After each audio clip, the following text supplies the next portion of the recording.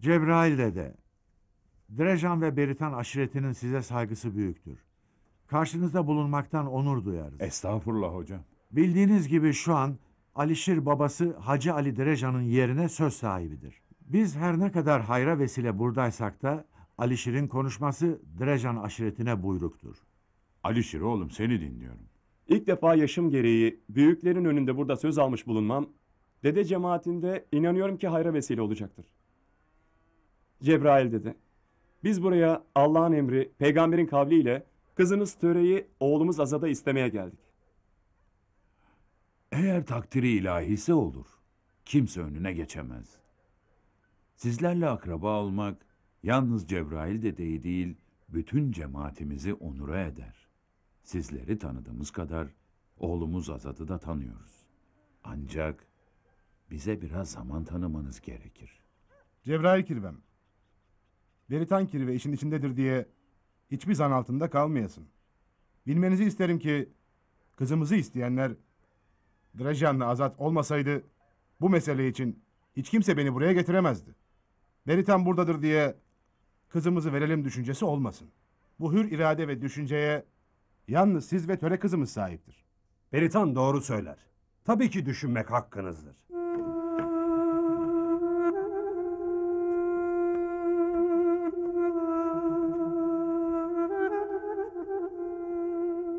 Bu kadar misafire haber vermeden getirdim diye töre kirvem sakın bana darılmasın. Ne münasebet kirve. Sen kendi evine misafir getirdin. Cebrail dedi. İşi yokuşa sürmeyek. Bize kısa zamanda cevabını veresin. Cemal Efendi, bu işler aceleye gelmez. Bizi hoş göresin Cebrail dede. Bir an evvel sizlerle yakın akraba olmak istemekteyiz. Cebrail dede dedi ya, takdiri ilahi. Meraklanmayın, o zaman da gelir. Beni sevdiğini biliyordum. Bensiz yaşayamayacağını biliyordum. Konuşacak, söyleyecek hiçbir şeyin yok mu? Babanın cevabı ne oldu? Babam gelmenize çok sevindi. Ancak gelenek ve göreneklerimiz gereği biraz düşünelim dedi.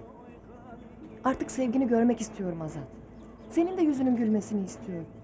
Korkun niyedir?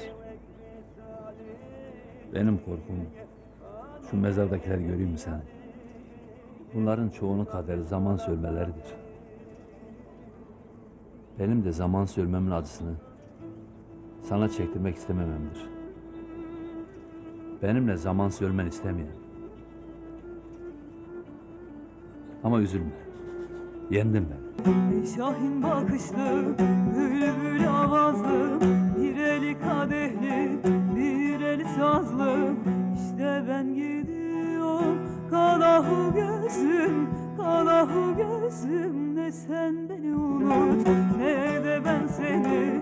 Hudey hudey hudey, dem dem dem dem. Hudey hudey hudey hudey, dem dem dem dem.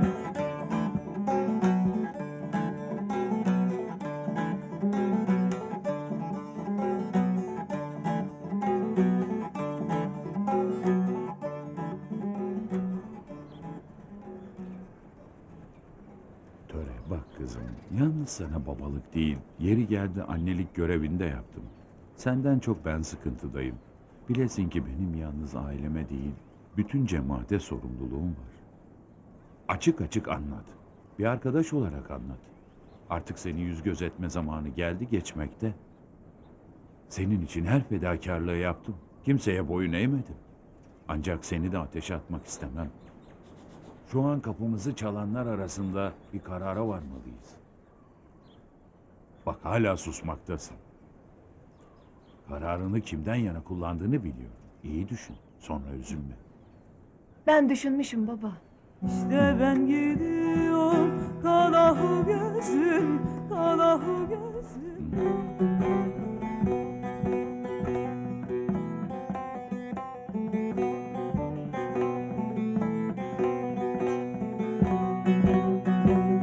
Böyle ikrar ile böyle olunan cefalı yar bana lazım değilse.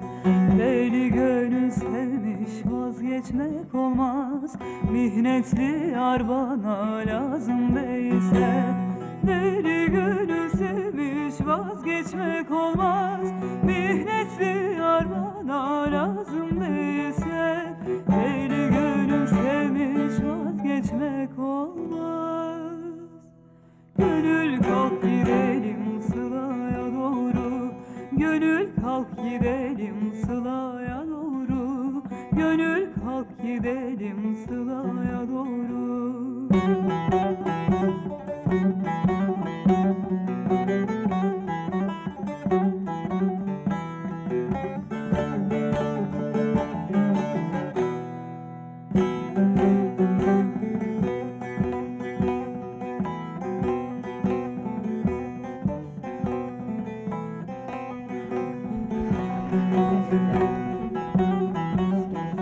Buyurun, buyurun, geçin buyurun. Buyurun.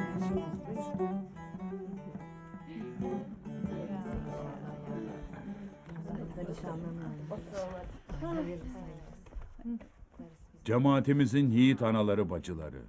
Bugün hayra vesile kızımız Töre'yi Allah'ın emri, peygamberin kavliyle Drejan aşiretine gelin vermiş bulunmaktayız. Misafirlerimiz muteber insanlardır. İnşallah bu akrabalık bağları devam eder. Huzurunuzda kızım Töre her zaman olduğu gibi hiçbir zan altında kalmadan kendi gönül rızasıyla Drejan aşiretine gelin gitmektedir. Bu böyle biline. Evet hoca efendi, nişanınızı takabilirsiniz. Muhterem cemaat, Allah başta Cebrail dede olmak üzere hepinizden razı olsun ki böyle güzel bir günü huzur içinde bize bahşetmektedir. Kızımız Töre ile oğlumuz Azad'ı yuva kurmaya ilk adımı attırmış bulunuyoruz. Hayra vesile olur inşallah. Çocuklarımızın nişanını Drejan adına ve Azad'ı temsilen Drejan lideri Alişir Drejan takacaktır. Herkes bilsin ki bu akrabalık bağları yalnız burada sınırlı kalmayacaktır. İlk defa bir nişan yüzüğü takmak bana nasip oldu. Bugün burada olmamın nedeni yalnız nişan yüzüğü takmak değil. Aynı zamanda Azad'a vekilen buradayım. Allah hayırlı etsin.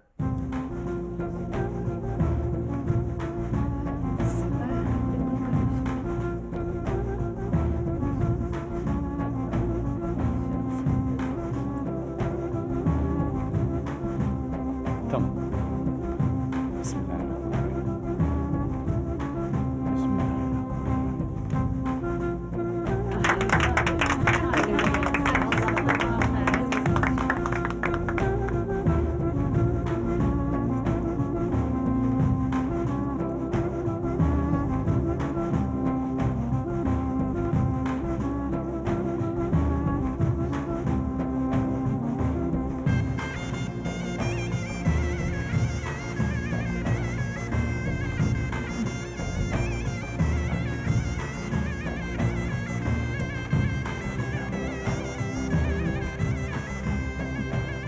Allah mesut etsin kızım. Allah mesut etsin.